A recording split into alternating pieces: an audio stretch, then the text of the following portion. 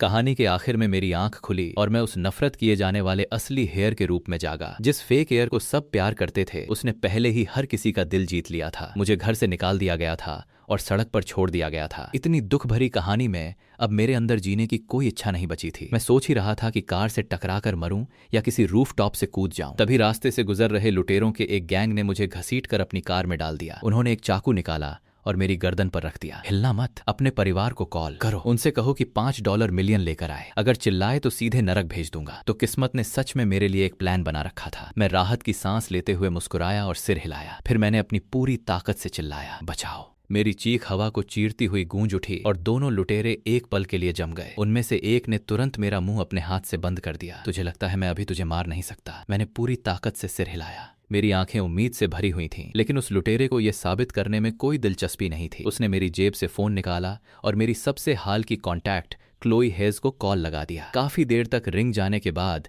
Call कटने से ठीक पहले जुड़ गई। तुम्हारा भाई हमारे पास है, $5 मिलियन नहीं दिए तो ये मर जाएगा। दूसरी तरफ से आवाज आई, ईथन क्या ये तुम्हारी नई चाल है? सिंपैथी पाने के लिए फेक किडनैपिंग? अब बस भी करो, मेरी सहन शक्ति की परीक्षा लेना बंद करो। तभी दूसरी आवाज सुनाई दी, क्लोई ईथन बस चाहता है कि हम उसकी परवाह करें, इसलिए उसने ये सब किया है। शायद हमें जाकर देख लेना चाहिए। क्लोई ने ठंडी आवाज में कहा, केब तुम बहुत दयालु हो। जो इंसान मरने से डरता है वो सिर्फ हेज फैमिली से और पैसे ऐंठने की सोचता है। उसका किडनैप नहीं हुआ है, ये बस उसका घटिया नाटक है। इतना कहकर उसने कॉल काट दिया। कार के अंदर अचानक खामोशी छा गई। कुछ समय बाद एक लुटेरे ने दूसरे की तरफ देखा और पूछा, क्या ईथन असली हेजहेयर नहीं है? फिर ये लोग फेक वाले को उससे ज्यादा पसंद क्यों करते हैं? दोनों ने एक साथ मेरी तरफ ऊपर से नीचे तक देखा। मैंने भी उन्हें देखा और बोला, मुझे ऐसे क्यों घूर रहे हो? थोड़ा प्रोफेशनल प्राइड भी रखो। फिर मैंने कहा, मुझे अभी मार दो या फिर क्या मेरा डिनर खिलाने पर भी $20 खर्च करोगे? दोनों छोटे बाल वाले लुटेरे काफी देर तक सिर जोड़कर धीमी आवाज में बातें करते रहे। आखिर में उन्होंने तय किया कि मुझे छोड़ देंगे और जल्दी पैसे कमाने के लिए किसी ज्वेलरी स्टोर को लूटेंगे। ये प्लान जिस दिशा में जा रहा था वो काफी अजीब था। एक लुटेरे ने कहा, बॉस हमने तो सिर्फ रैंसम लेने का सोचा था, अब रॉबरी भी करेंगे? मुझे नहीं लगता हमारे पास इसके लिए स्किल है। बॉस ने जवाब दिया, पैसा कमाना ही तो मकसद है, फर्क क्या पड़ता है? हमारे पास हॉस्टेज भी है, सोना उठाओ और भाग जाओ। मैंने पूरी ईमानदारी से कहा, जब मैं रॉबरी के बाद भी इतनी मेहनत से तुम्हारा हॉस्टेज बना हुआ हूं तो क्या मुझे एक बार चाकू मारकर खत्म नहीं कर सकते? मेरी बात सुनकर भी दोनों को कोई फर्क नहीं पड़ा। रॉबरी उम्मीद से कहीं ज्यादा अच्छी चल रही थी। एक आदमी ने स्लेज हैमर उठाया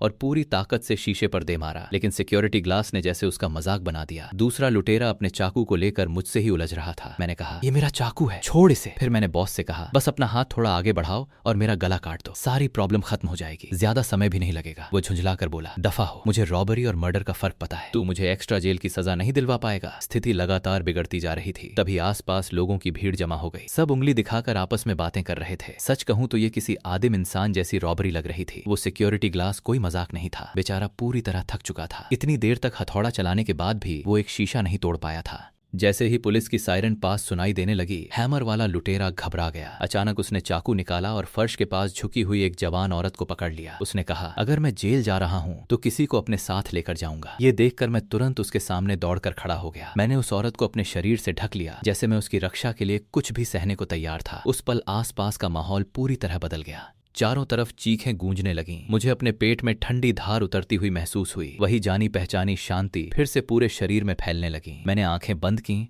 और हल्की मुस्कान दे दी। बेहोश होने से ठीक पहले मैंने भीड़ को चीरती हुई एक औरत को अपनी तरफ आते देखा। वो चिल्लाई, क्या कर रहे हो? जल्दी 91 पर कॉल करो। ये जरूर किताब वाली क्लोई हेज थी, असली ईथन की सगी बहन। लेकिन क्लोई कभी भी मेरे लिए परेशान नहीं होती थी। किताब में साफ लिखा था कि जब असली ईथन वापस हेज फैमिली में लौटा था तब उसी घर में उससे सबसे ज्यादा नफरत क्लोई ही करती थी। ये कहानी अब असली ईथन और उस परिवार के बीच के पुराने रिश्ते को दिखाने वाली थी। जिस दिन ईथन वापस आया उसी दिन कैलब हेज पिछले 18 सालों से उसकी जगह उस परिवार में रह रहा था। उसी रात कैलब घर छोड़कर भाग गया। पूरी रात तलाश करने के बाद परिवार ने उसे बारिश में भीगा हुआ पाया। वो सबकी बाहों में फूट फूट कर रोने लगा। मॉम, डैड, क्लोई, मुझे लगा अब आप लोग मुझे नहीं चाहते। क्लोई ने उसे कसकर गले लगा लिया। फिर वो मुड़ी और ईथन पर चिल्लाई, सिर्फ ब्लड रिलेशन होने का मतलब ये नहीं कि तुम केलब की जगह ले सकते हो। उस दिन के बाद असली ईथन ने पूरे 1 साल तक खुद को झुका कर रखा, सिर्फ परिवार के प्यार का एक छोटा सा हिस्सा पाने के लिए। लेकिन बदले में उसे सिर्फ तिरस्कार और ठंडा व्यवहार ही मिला। मेरी नाक में डिसइफेक्टेंट की तेज गंध भर गई। मैंने मुश्किल से अपनी आंखें खोली, सिर घुमाया तो सामने क्लोई हेज खड़ी थी। ईथन, तुम जानबूझकर खुद को चोट पहुंचाते रहते हो, सिर्फ अटेंशन पाने के लिए। कोई हैरानी नहीं कि मैं तुम्हें मरने के लिए वहीं छोड़ने वाली थी। मैं चिढ़कर बोला, चुप रहो। तभी अचानक मेरी गर्दन के आसपास कुछ चुभने लगा। मैंने उसे खींचकर बाहर निकाला तो वह एक पुराना प्रोटेक्शन चार्म था। मेरे पास ईथन की कोई यादें नहीं थी। मेरे लिए वह बस रास्ते में आने वाला बेकार का पुराना सामान था। इसलिए मैंने बिना एक पल सोचे उसे उतारकर दूर फेंक दिया। क्लोई यह देखकर पूरी तरह चौंक गई। ईथन, तुमने वह चार्म फेंक दिया, मैंने कहा। और क्या करता? वह मुझे चुभ रहा था। उसे क्यों रखता? क्लोई ने गंभीर होकर पूछा। ईथन, तुम्हें याद है यह चार्म तुम्हें कहाँ से मिला था? मैंने शांत होकर जवाब दिया, नहीं। क्लोई हैस गुस्से से मुझे घूरने लगी। उसकी ठंडी नजरें बार बार मेरे चेहरे पर घूम रही थी, जैसे वह यह समझने की कोशिश कर रही हो कि मैं सच बोल रहा हूँ या सिर्फ झूठी एक्टिंग कर रहा हूँ। लेकिन मेरे शांत चेहरे से उसे धीरे धीरे समझ आ गया कि मुझे सच में कुछ भी याद नहीं था। ईथन, तुम्हारी एक्टिंग हर दिन और बेहतर होती जा रही है। उसकी आवाज में भरोसे से ज्यादा शक था। मुझे पूरा यकीन है कि उन लुटेरों को भी तुमने ही हायर किया था, सिर्फ हमारा अटेंशन पाने और फिर से हैस फैमिली में वापस घुसने के लिए। क्लोई चाहे जितनी कोशिश करती, मेरे अंदर कोई हलचल नहीं होती थी। आखिर ईथन की नफरत से भरी जिंदगी को पूरा करना मेरी जिम्मेदारी नहीं थी। अपना घाव पकड़कर मैं धीरे धीरे टेबल तक पहुंचा। क्लोई मेरे लिए एक फ्रूट बास्केट लाई थी। कहते हैं प्रैक्टिस से इंसान परफेक्ट बनता है, इसलिए मैंने उसमें रखा छोटा फ्रूट नाइफ उठा लिया। क्लोई की चीख निकल गई और मैंने वह चाकू सीधे अपनी बैंडेज लगी चोट में घोंप दिया। मैंने आंखें बंद कर ली और मेरे चेहरे पर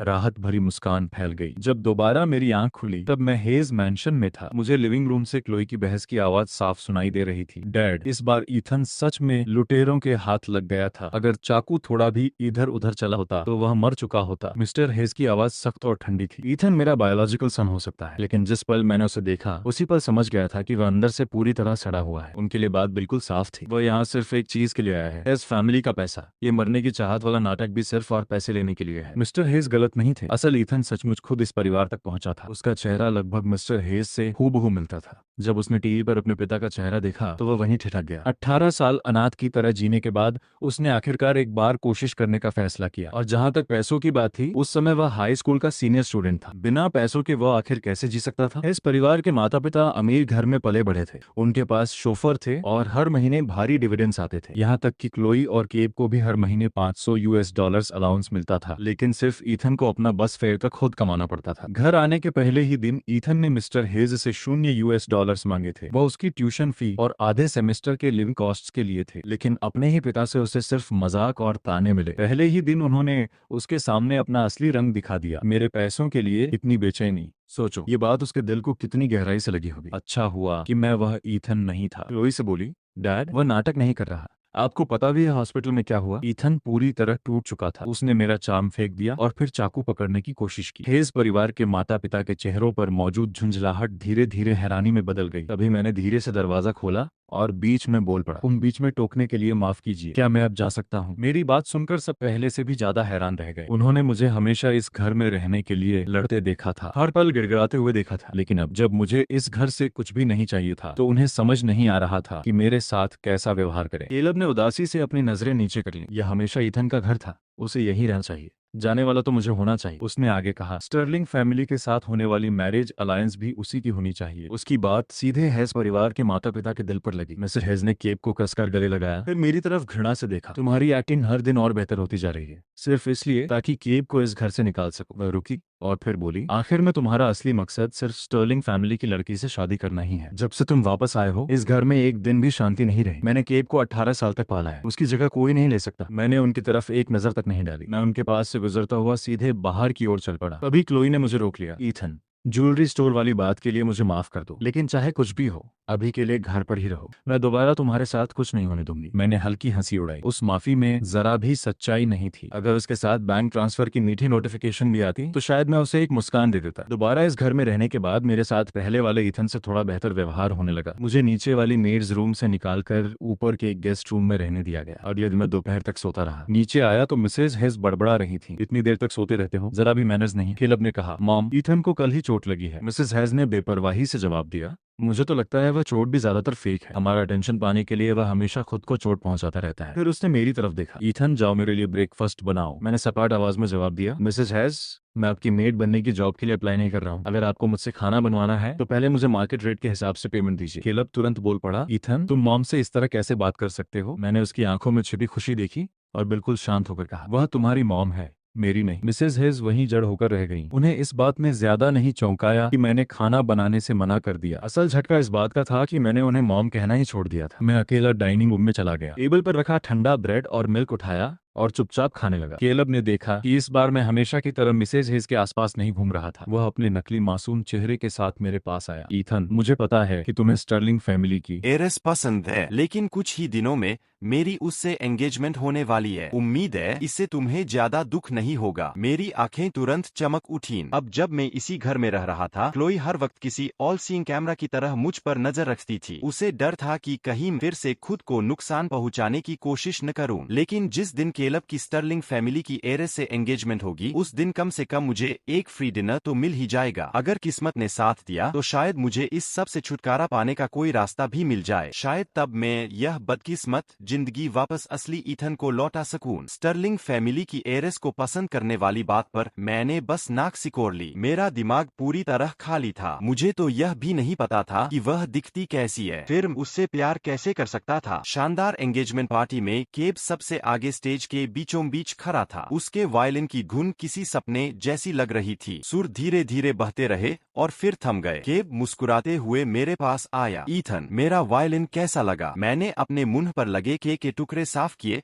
और पूरे गंभीर चेहरे से सिर हिलाया। बहुत अच्छा था, लेकिन मैं ऐसी फैंसी चीजों की समझ नहीं रखता। अगर तुम पोल डांस करते तो मुझे और ज्यादा पसंद आता। केलब के चेहरे पर टिकी नकली फरिश्ते जैसी मुस्कान लगभग टूट गई। वह मेरे कान के पास झुका और दांत भी कर फुसफुसाया। ईथन, तुम बहुत देर से वापस आए हो। इस सर्कल में किसी बेकार बेटे से उसके अपने माता पिता भी प्यार नहीं करते, समझे? मेरे आसपास खड़े लोगों की फुसफुसाहट लगातार मेरे कानों में चुभ रही थी। यही हेज फैमिली का असली बेटा है। कितना घटिया है। सुना है यह ऑर्फनेज में बड़ा हुआ है। घर आते ही पहले दिन पैसों की मांग कर बैठा। इतने साल बाहर रहा है तो बर्बाद होना ही था। अगर मैं हेज फैमिली की जगह होता तो ऐसे शर्मनाक बेटे को कभी अपना नहीं मानता। वे लोग पूरी तरह गलत भी नहीं थे। हेज फैमिली ने मुझे कभी पसंद नहीं किया था। बेटे फैमिली बिजनेस संभालते हैं और बेटियों की शादी ताकत बढ़ाने के लिए कर दी जाती है। किसी भी तरह से मेरी कोई कीमत नहीं थी। लेकिन हेज फैमिली भी मेरे लिए अजनबी ही थे और उनका मेरे लिए कोई मतलब नहीं था। इसलिए जब किसी का ध्यान मेरी तरफ नहीं था, मैं चुपचाप पीछे वाले दरवाजे से बाहर निकल गया। ऊंची रूफटॉप पर हल्की हवा मेरे चेहरे से टकरा रही थी। अजीब तरह से मेरा मन हल्का और शांत महसूस हो रहा था। मैं खतरनाक किनारे के पास पहुंचा ही था कि पीछे से किसी की डरी हुई आवाज गूंजी। ईथन, कोई बेवकूफी मत करना। क्लोई की आंखें लाल हो चुकी थीं। वह धीरे धीरे मेरी तरफ बढ़ रही थी। ईथन, अच्छे बच्चे बनो, मेरी बात सुनो। यह रूफटॉप बहुत खतरनाक है। पहले नीचे आ जाओ। ठीक है। क्लोई हमेशा मुझसे सबसे ज्यादा नफरत करती थी, लेकिन आज वह बिल्कुल अलग इंसान लग रही थी। मैंने एक और कदम आगे बढ़ाया तो क्लोई पूरी तरह घबरा गई। ईथन, मत करो, वह कांपती आवाज में बोली। पहले मैं गलत थी, बस नीचे आ जाओ। तुम्हें जो चाहिए होगा मैं हर बात मान लूंगी। उसकी आवाज में पहली बार गुस्से से ज्यादा डर था। तभी उस तनाव भरी खामोशी को एक बिल्कुल गलत समय पर आई छींक ने तोड़ दिया। ईथन, तुम सच में इस एंगेजमेंट पार्टी को बर्बाद करने के लिए कुछ भी कर सकते हो। मैंने आवाज की तरफ देखा। सामने विवियन स्टर्लिंग खड़ी थी। वही स्टर्लिंग फैमिली की एरिस थी जिससे असली ईथन प्यार करता था। खाली समय में मैंने इस कहानी का ओरिजिनल प्लॉट थोड़ा पढ़ा था। जब असली ईथन पहली बार घर लौटा था तब कोई भी उसे पसंद नहीं करता था। फिर उसकी मुलाकात अमीर एरिस विवियन स्टर्लिंग से हुई। वह खूबसूरत थी, दयालु थी और किसी रोशनी की किरण जैसी थी। उसने ईथन की सूनी जिंदगी में उजाला भर दिया था। ऊपर से हेज और स्टर्लिंग फैमिली के अलायंस के हिसाब से अगर बच्चों की अदला बदली नहीं हुई होती तो विवियन की शादी ईथन से ही होनी चाहिए थी। विवियन ने तिरस्कार से कहा, ईथन, तुम्हें बस अपनी मौत की धमकी देकर मुझे डराना आता है। फिर वह बोली, सुन लो, केलब सिर्फ मेरा फियांसे नहीं है, उसने मेरी जान बचाई थी। वही इकलौता आदमी है जिससे मैं हमेशा प्यार करूंगी। लेकिन तभी एक साफ और दृढ़ लड़की की आवाज सुनाई दी। लेकिन उस दिन विवियन को बचाया तो ईथन ने था।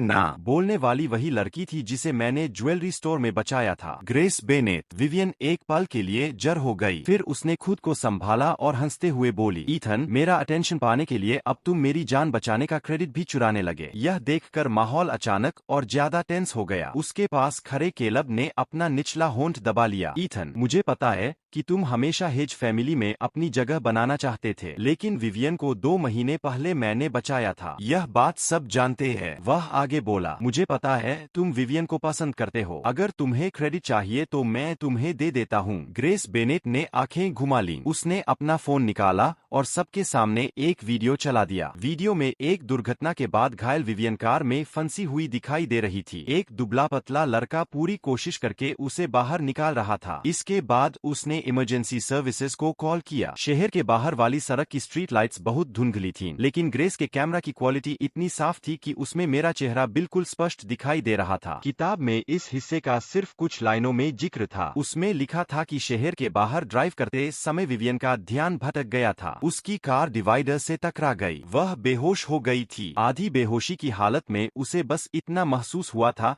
कि किसी ने उसकी जान बचाई। जब हॉस्पिटल में उसकी आंख खुली तब केब उसके पास बैठा था, इसलिए उसने स्वाभाविक रूप से उसी को अपना रक्षक समझ लिया और उससे और भी गहरा प्यार करने लगी। यहाँ तक कि उनकी एंगेजमेंट भी कई महीने पहले तय कर दी गई। ग्रेस लगातार मेरा पक्ष लेती रही। मैं हेज फैमिली की नहीं हूँ, लेकिन मुझे पता है कि ईथन उनका असली बेटा है। उसने 18 साल बाहर तकलीफें झेली और आखिरकार अपने घर लौटा, लेकिन तुम में से किसी ने भी उसे प्यार नहीं दिया। उल्टा तुम सबने उसे सताया। एक 19 साल के लड़के ने कितना दर्द सहा होगा कि उस दिन वह बिना एक पल सोचे मेरी जगह छुत खतरा मोल लेने के लिए दौड़ पड़ा। भीड़ में खड़े लोग धीरे धीरे भावुक होने लगे। केलब का चेहरा पूरी तरह सफेद पड़ गया। उसकी आंखों में भरी नफरत अब साफ दिखाई दे रही थी। मैंने ग्रेस की तरफ कृतज्ञता से देखा। मैं असली ईथन नहीं था, लेकिन उसकी तरफ से मैं ग्रेस का शुक्रिया अदा कर रहा था। उसने जो वीडियो संयोग से रिकॉर्ड कर लिया था, उसने ईथन की बेगुनाही वापस लौटा दी थी। अगर मरने के बाद मेरी मुलाकात कभी असली ईथन से हुई तो मैं उसे यह अच्छी खबर जरूर बताऊंगा। विवियन अविश्वास से मुझे देखती रही। ईथन, मुझे बचाने वाले तुम थे। वह धीरे धीरे मेरी तरफ बढ़ी। उसके चेहरे पर पछतावा और दर्द साफ नजर आ रहा था। ईथन, यह बहुत खतरनाक है। पहले नीचे आ जाओ, मैं फिर कभी तुम्हें गलत नहीं समझूंगी। क्लोई भी घबराई हुई आवाज में बोली, हाँ ईथन, पहले नीचे आ जाओ, वहाँ बहुत खतरा है। अच्छे बच्चे बनो, इधर आ जाओ। उनकी चिंता इस बार नकली नहीं लग रही थी। एक पल के लिए मुझे ऐसा लगा जैसे मैं ही इस कहानी का सबसे प्यारा मेन कैरेक्टर हूँ, लेकिन मैं तो वह इंसान था जिससे सब नफरत करते थे। मेरी कहानी तो कब की खत्म हो जानी चाहिए थी। मैं